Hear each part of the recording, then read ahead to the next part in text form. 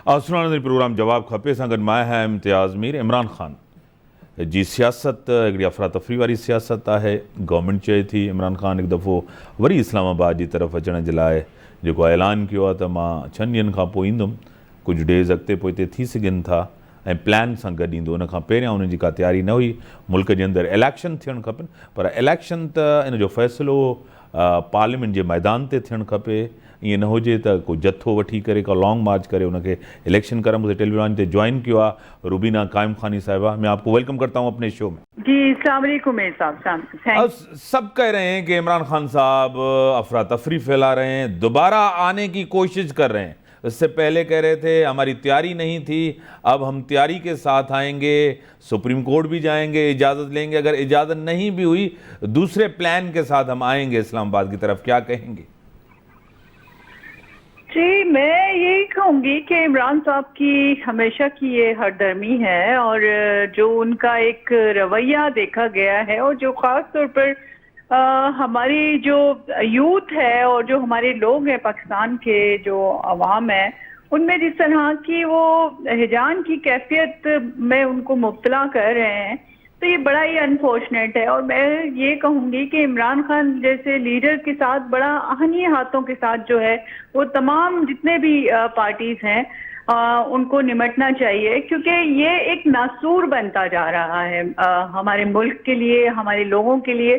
सो ये जो जिस तरह से अभी आप देखें कि 25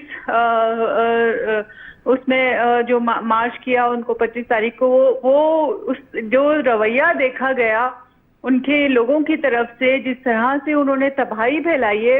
लॉन्ग मार्च हमने भी किए हैं, पाकिस्तान पीपल्स पार्टी ने भी किए हैं, मैं खुद भी उसका हिस्सा बनी हूँ शहीद मोहतरमा बेनज़ीर भुट्टो के दौर में भी।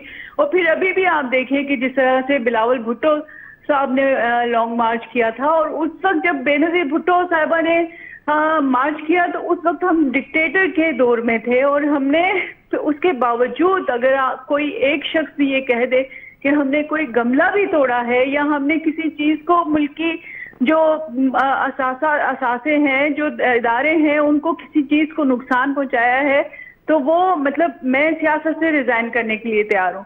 लेकिन ये इस तरह का खूनी लॉन्ग मार्च तो हमने पहली दफा मेरी पूरी जो है मैंने सियासी हिस्ट्री में देखा है, और ना ही तारीख में इसकी कोई मिसाल मिलती है।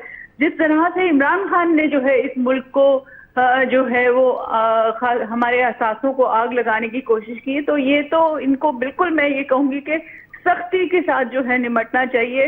राना सनाउल्लाह साहब को मैं कहूँगी कि जो लोग किसी एक चीज को भी नुकसान को बड़ा सख्ती के साथ जो है वो अपनी रिट कायम करनी चाहिए हुकूमत को, और उनके साथ निमटना चाहिए। एक चीज तो ये, दूसरी तरफ इमरान खान साहब कह रहे हैं कि इलेक्शन होना चाहिए और जल्दी इलेक्शन हो, और अपोजिशन की सियासी जमातें उनको खौफ है, डर है इलेक्शन से, इसीलिए वो नहीं चाहते। अब यानी कि आपने जमहूरी तरीके से, आइनी तरीके से इमरान खान को बाहर निकाला। ये कोई आइनी जमहूरी तरीका तो नहीं है कि आप लॉन्ग मार्च करें, प्रेशर डालें और इलेक्शन का टाइम और असेंबली डिसॉल्व कर दें।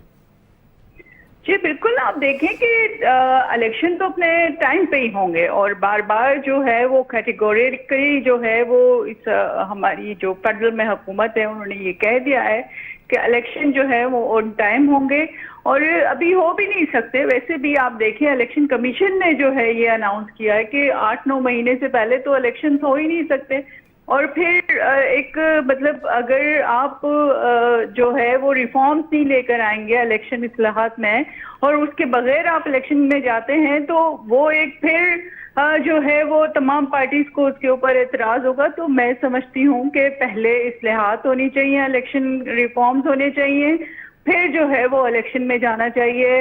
और फिर और सबसे बड़ी बात कि जब एक जमहूरी हुकूमत है अभी तो उसको इलेक्शन को पूरा मतलब अपने टाइम पे होना चाहिए। वक्त से पहले इलेक्शन जो हैं वो ना ही इलेक्शन कमीशन करा सकता है और ना ही जो है हम कराएंगे इंशाल्लाह। हाँ, आपको खुद पता है कि महंगाई, आप जितने भी मार्च कर रहे थे, चेयरमैन साहब कर रहे थे, बिलावल भुट्टो जरदारी, या नून लीग ने किया, मरियम नवाज ने किया महंगाई के खिलाफ मार्च, गवर्नेंस के खिलाफ।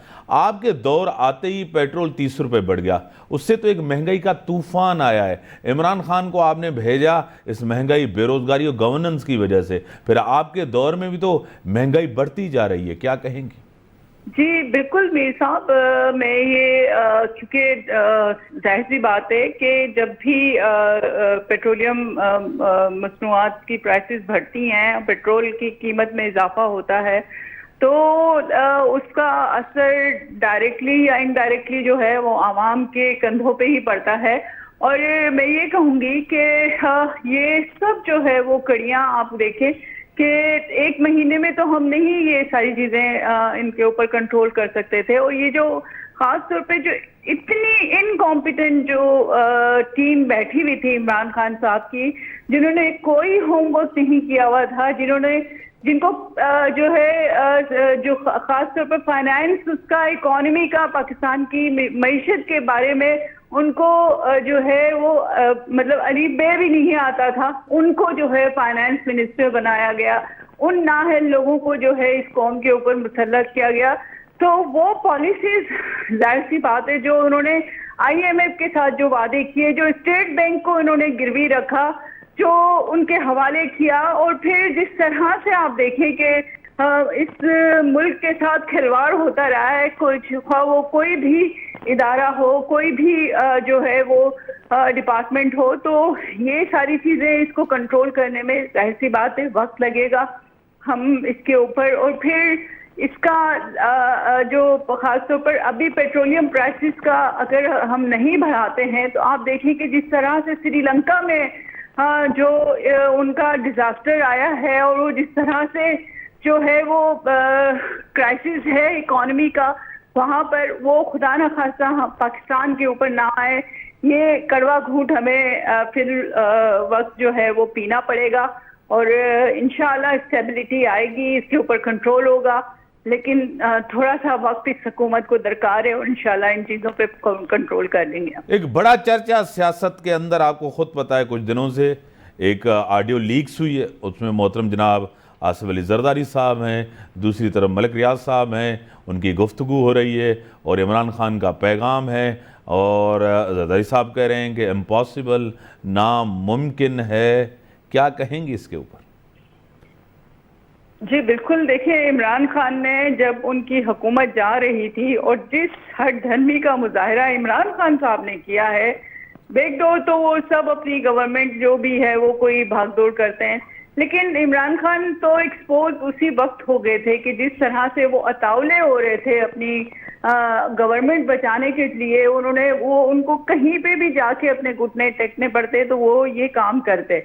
और जिन लोगों को, जिन पार्टीज को, जिन लीडरशिप को वो टारगेट करते रहे अपनी तकरीरों में, और बैकडोर जो है उन्हीं के साथ डील की बातें भी करते रहे, तो ये तो बिल्कुल जो है वो इमरान खान मैं समझती हूँ कि वो एक अपना, जिस तरह से वो सिर्फ और सिर्फ एक, मैं पिछले दिनों एक वो सुन रही थी इंग्लैंड के एक लॉबिस्ट के व्यूज के, वो मतलब उन्होंने जो है वो जो इस्लाम को जो है वो हमारे मुल्क के लिए यूज किया है, मतलब कि हमारे लोगों के दिमागों के साथ खेलने के लिए उन्होंने जो है मजहब का इस्तेमाल किया है। तो ये तो आप देखें कि इमरान खान साहब की मेंटालिटी है, ये तो इनकी सियासत है, और इसमें कोई दो राय नहीं है कि ये जो है वो कहीं पे भी जो है वो घुटने टेक सकते हैं अपनी गवर्नमेंट के लिए, इस सीट के लिए, वजीर आजम की।